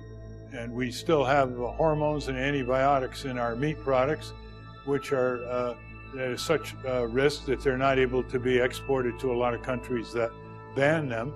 The FDA has removed all liability from vaccine manufacturers and participated in a vast conspiracy against humanity by covering up the damage that vaccines cause, by covering up the damage of GMOs, by covering up the damage that pesticides and herbicides and irradiation and all the other approved techniques and technologies that the FDA so happily endorses will cause. The biggest obstacle that we at the Government Accountability Project face is an internal environment at the FDA, which can be summed up in one word: terror. The employee will be fired and not only removed, but disgraced, possibly worrying about prison time, completely trashed and smeared. Even for the most esteemed scientists, when that type of harassment comes from the highest levels of a government agency that generally is respected, that's an extreme hurdle to overcome in the future. What's hard to understand is the enormous pressure that people that work at FDA are under, and the way that the insidiousness of the system works against the best outcomes for consumers. One person who we've worked with and talked to in great detail has had the experience of saying this drug should not be approved, and having his supervisor say to him, if you look around this room and see all the other people working here, do you realize that if we lose the money from the drug industry, these people will lose their jobs? So if you're here saying that drugs are not able to actually be approved, we're in a situation where we're putting in jeopardy all the jobs of the people you work with. The Union of Concerned Scientists did a survey of scientists at the FDA, and 40% said that they were afraid to warn the public about public health hazards due to fear of retaliation. FDA's Deputy Director of the Office of Drug Safety, David Graham, has repeatedly stated that there's this undue influence, that essentially he who pays the piper calls the tune. I would argue that the FDA as currently configured is incapable of protecting America against another Vioxx. We are virtually defenseless. It is important that this committee and the American people understand that what happened with Vioxx is really a symptom of something far more dangerous to the safety of the American people.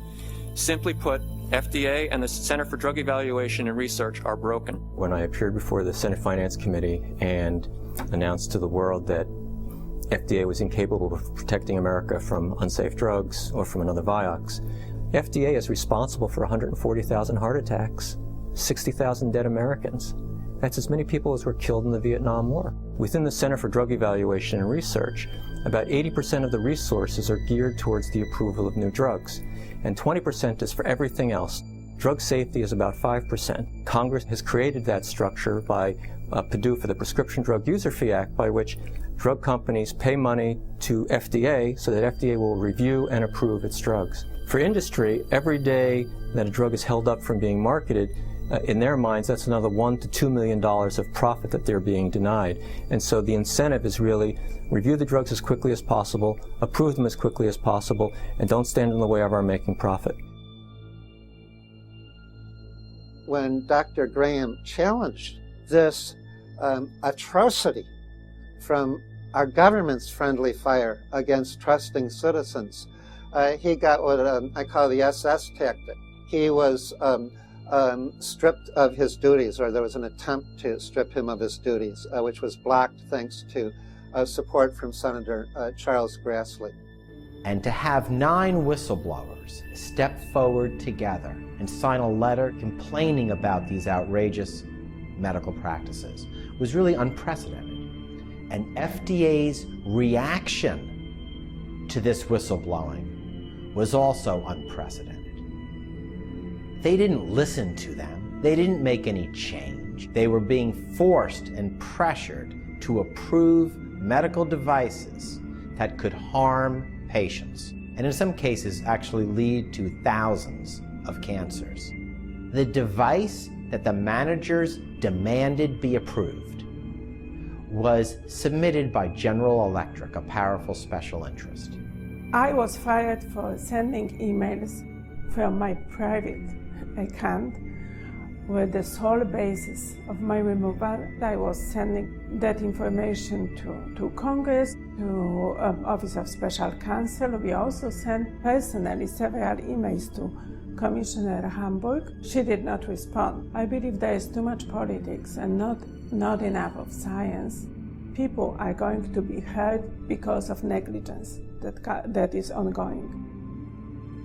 The entire regulatory process is premised on scientists and doctors and other professionals doing an honest look at these devices, the drugs, the vaccines, all of the medical tools that the FDA has to approve.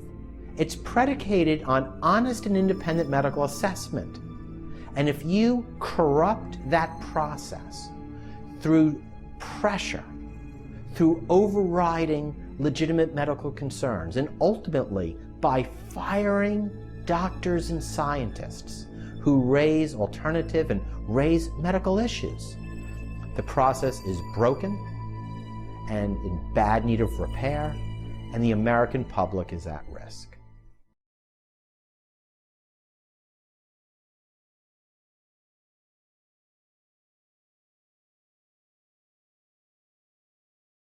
Every profit-seeking or power-seeking institution that is created in opposition to something else eventually begins to create the very thing that it claims to oppose in order for it to survive. And we see this in the pharmaceutical industry.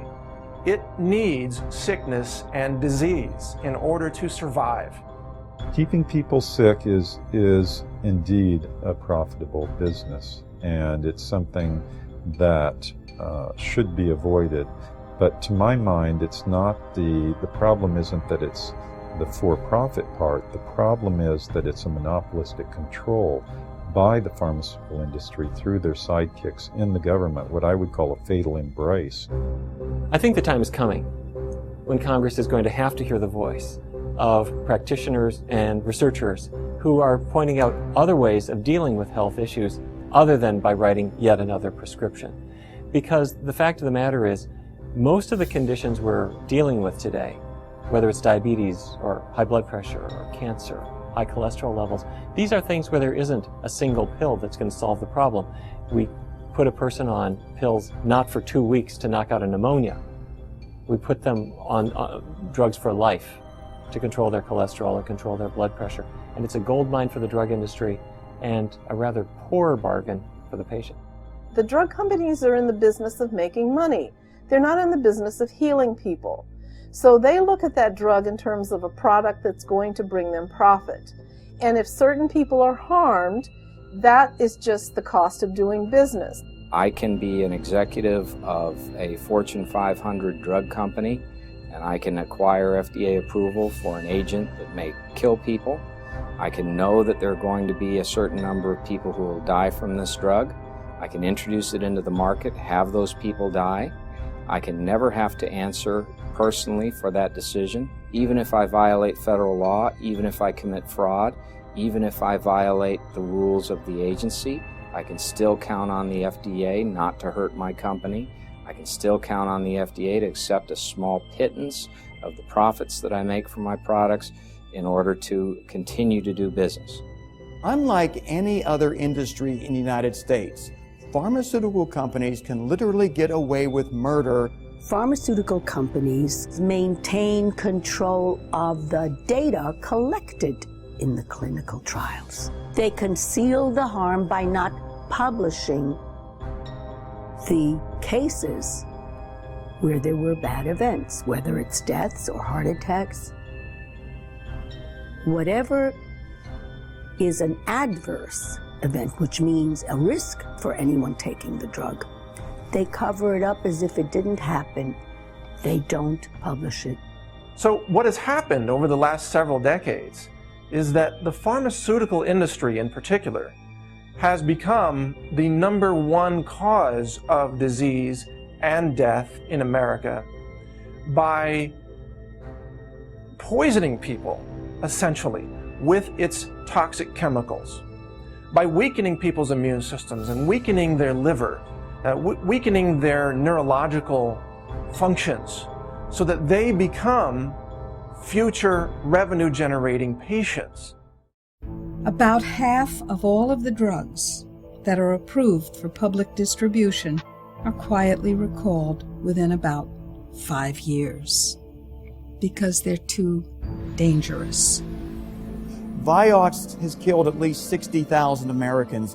It caused about 130,000 excess cases of heart attack and stroke. It's one of the most lethal drugs ever approved because it was used by so many people.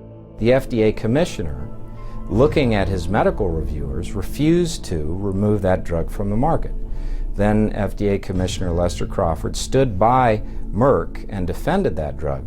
He also believed that the drug was appropriate for use in pediatric rheumatoid arthritis patients. So he approved it for kids. The total sales of Vioxx over its period of time it was allowed on the market was over $11 billion. And they had to pay the federal government a $950 million fine. They've paid out about $4 billion in settlements to the victims of Vioxx. But the company is way ahead of the game in their fraudulent marketing of Vioxx. There are many other drugs that can fall into the category of unsafe drugs that have been approved. Bextra, for example, had heart toxicity risks and ultimately was removed from the market because of those risks, but for many, many years, the FDA kept it on the market. The company making Bextra, again, covered up the lethal dangers, and they promoted it for uses that it never should have been used for, such as post-surgical pain relief. Statin drugs have been approved despite the fact that at the time the FDA convened its medical panel, review panel on the statin drugs, the panel at first refused to approve the drug. Well, the unfortunate reality of the drugs is that they block production of an essential energy enzyme, coenzyme Q10, which can lead to heart failure. So here we have, again, a situation where a drug has been approved to lower your risk of heart abnormalities that in the end can contribute to heart fatalities. K-Tic. It is a drug used as an antibiotic. There's plenty of other antibiotics out there, but K-Tic, that one caused severe liver damage. FDA had a hint that there was liver damage before the approval, but they approved it anyway. What's really frightening is the clinical study that was done to validate the safety of K-Tic never occurred. It was done at a clinical research facility that was closed at the time that the alleged study was conducted. But K-Tic did get approved, and as a result, it killed a lot of people, destroyed their livers, necessitated liver transplants, thereby ruining people's lives. It was something that never should have been allowed on the market, eventually was withdrawn, but it never should have been approved in the first place. There's one drug, tracelol. Tracelol was used during heart surgery to prevent some bleeding, to control bleeding. And when they finally found that tracelol killed about 1,000 people per month, the drug company actually went to a very famous Harvard professor and tried to drown him in money to schmooze things over. Well, the man was so disgusted with that approach, he went public, and tracelol was taken off the market all over the world. But guess what? Only in the US, the FDA issued a warning. Well, how could we interfere with drug company profits? Tracelol's withdrawal was delayed for 2 years because the company did everything possible to keep it on the market. They were charging $1,000 per injection. They wanted as many people to be on this drug for as long as possible so they could continue making outrageous profits. Most of these really terrible drugs are prescribed chronically. They're tested 6 weeks, but they're taken year after year, and that's buildup. When a drug has toxicity, it builds up. Diabetes doesn't happen overnight, although it is frightening the fast speed at which children become diabetic from antipsychotics.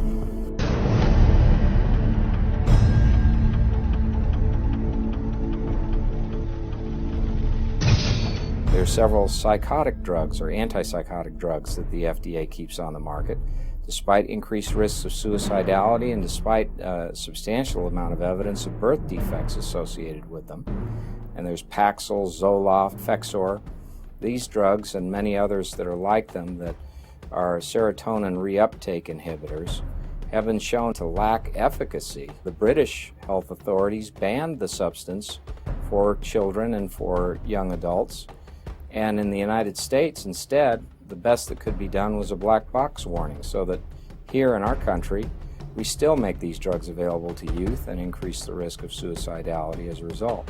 If they had honestly told, GlaxoSmithKline had told, parents say that what we now know, that taking Paxil is 8 times more likely to cause somebody to commit suicide than taking a sugar pill in the clinical trials, which they knew before the drug was even approved. If you were to tell a parent that, they're not about to give their kid that drug. This is 911. Who is this?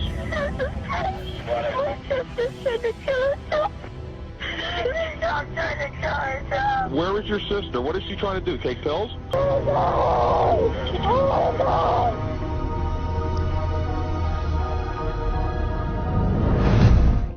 Avandia increases the risk of heart attack.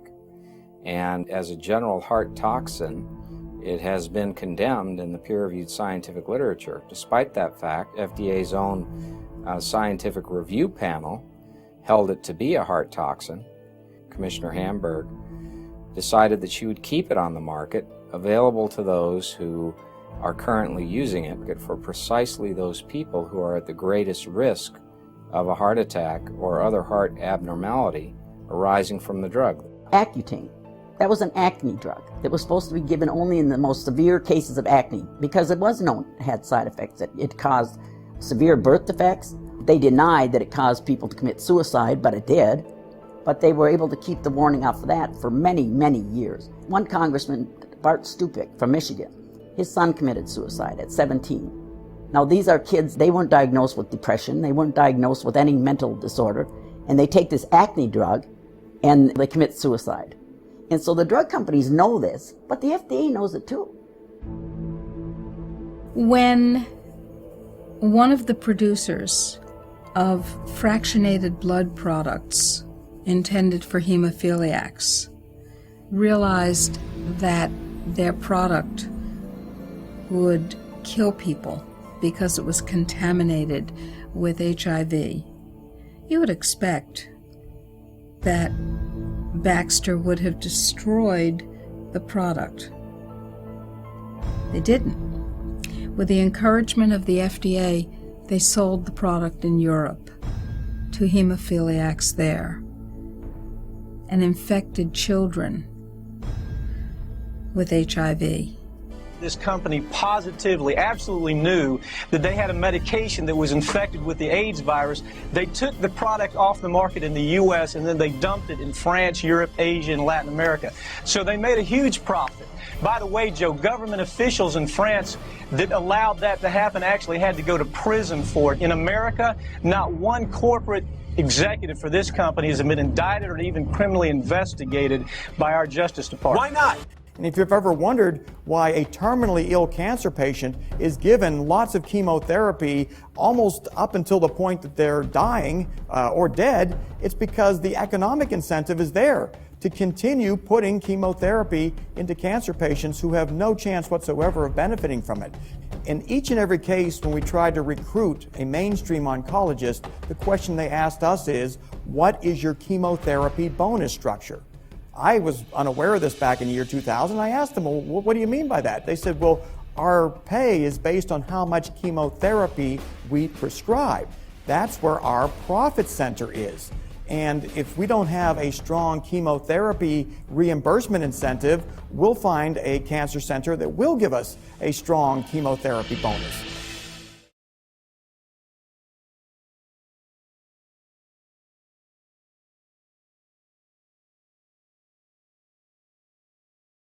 Nine-tenths of all laws made by the United States are not the product of those we elect who work here, but the product of those who inhabit the Independent Regulatory Commission, who are unelected, unaccountable to the courts, the Congress, the American people. It's interesting that in the Declaration of Independence, they listed the acts of tyranny by King George III. It was stated that King George has created a multitude of new offices and sent swarms of officers to harass our people and eat out their substance. Now I ask you, what is the difference between King George and what he was doing to the citizens of this country and what the U.S. regulatory agencies are doing to them today? And the correct answer to that question is there is no difference. The system is so broken that it can't be repaired. It can be pressed. It can be shaped by serious amounts of pushback. But ultimately, if we're going to protect our lives and our health, we have to completely redo the system. Right now, the regulated industries, food and drugs, totally control the regulatory process. Just as Mahatma Gandhi walked to the ocean to pan for his own salt to violate the British Crown's salt monopoly, so we need to grow organic food, bring raw milk across state lines for our own use and for the use of those who want it, demand the right to trade in natural products. Well, the question always arises what to do. Should we write our congressman about the transgressions of the FDA? Of course. Make some noise.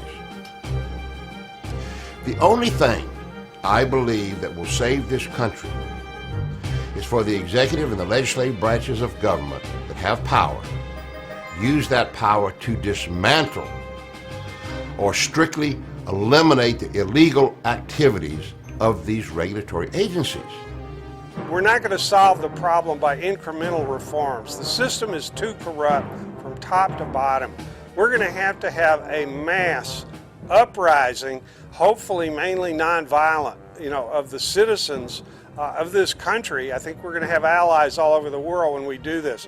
We're going to have a second American Revolution because we do not have a democracy. And the type of authoritarian system that we're living under right now is not just a threat to our economic livelihood. This is a threat to our lives, a threat to our children, our grandchildren.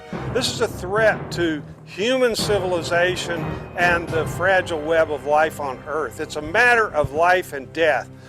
It is the rule rather than the exception that abuses take place. And that's why we're killing our country. That's why our country is in such dire straits.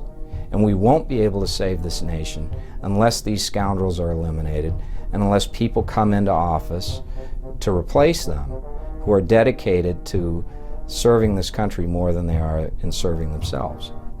When we call Congress, we have a couple 100,000 grassroots activists, when they call Congress and talk about these issues, they need to be well informed and understand what it is that they're talking about. So the most important thing that people can do is educate themselves, get the facts straight, and get in touch with those that really can help to push our agenda in Congress and otherwise.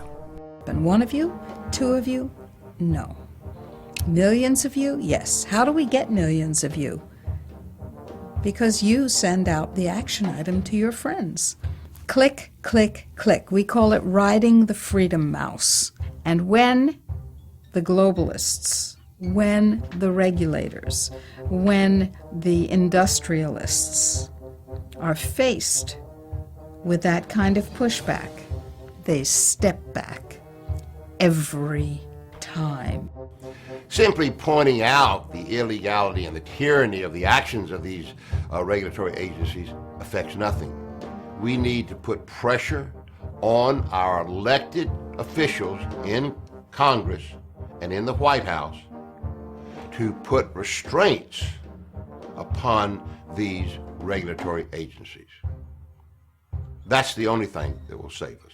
Citizens, even if they don't know this, we have the ability to pass our own laws. In large numbers of municipalities and counties, we have the ability to fire these corrupt politicians. It's called recall. These things are happening. It's not a question of whether we're debating about whether people have sold the country down the river in order to benefit themselves. They have done it. And we're seeing a situation in which reform right now is really essential. Well, now there's a series of bills that would literally change health and food freedom and justice in this country.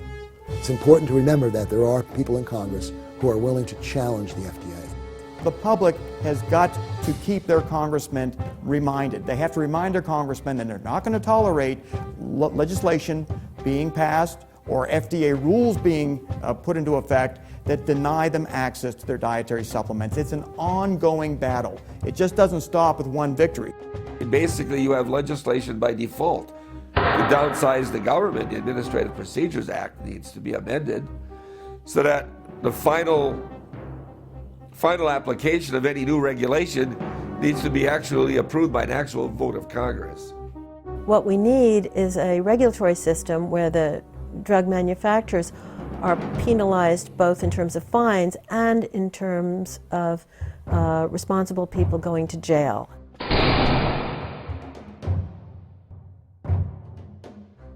We actually take these executives from drug companies to court. We actually require that new drugs are more effective than older drugs, and when we have some nutritional factors that play a key role in the prevention of diseases, that government should step in and finance research. The movement needs to get better organized. The FDA, they got teams. They're organized, they got all this information, and everyone else is disorganized because they're isolated here and there, and they don't communicate. There's no central battle to plan a counterattack against this. We're going to have a second revolution down the road, but we need to start getting organized and very strategic about it right now. Two sectors of the movement need to come together. One of them is the alternative health sector, the people who see very closely how Big Pharma and the FDA are a serious threat to public health, to our survival. And the others are it's the movement for alternative food and farming. Once we come together, we have millions of people. We have the capacity to enact our own laws. We have the capacity, if we need to raise millions of dollars in statewide campaigns. Consumers have to let their voice be heard so that the hundreds of billions of dollars that the drug companies earn every single year does not allow them to perpetuate a monopoly on the healthcare system. I'm a lawyer, I'm used to the courtroom, and to be able to win a case because thousands of people lend and show public support is just one of the best feelings. I mean, that is making this system work, and we need help. We all need to come together and increase our ranks because we really need to build an army. Just going to Congress, we're not even getting results. We need to confront our oppressors directly and then get the attention of the national news media. But, this has to be well organized. When we think carefully and when we stand their process on its head and use it to our advantage, we prevail. Here we are today with the greatest threat coming not from foreign foes, but from domestic ones, but who are actually filling the elected offices of the United States government and also the unelected ones. So it is our duty to reassert our sovereignty, to take back the power and the ability that we once had to ensure that those rights are protected once again. Our country was founded to protect the Constitution and the Bill of Rights. They didn't give them the mechanism to where a president and a Congress can merely pass a law that is more powerful than the Bill of Rights or the Constitution. No, they said you had to jump through hoops. You have to amend the Constitution to change it, which we all know is probably a 10-year process at the most. They wanted to make it difficult to do that. And yet we blindly now are passing laws that render the Constitution and the Bill of Rights worthless documents. And I think that's where the trouble comes in. We're not following the official documents of how our country is to run, and if you don't do that, then what do you stand for?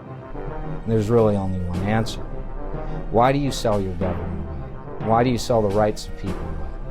Why do you abandon this country? Well, you do it because you're a traitor. Because you value yourself more than your country.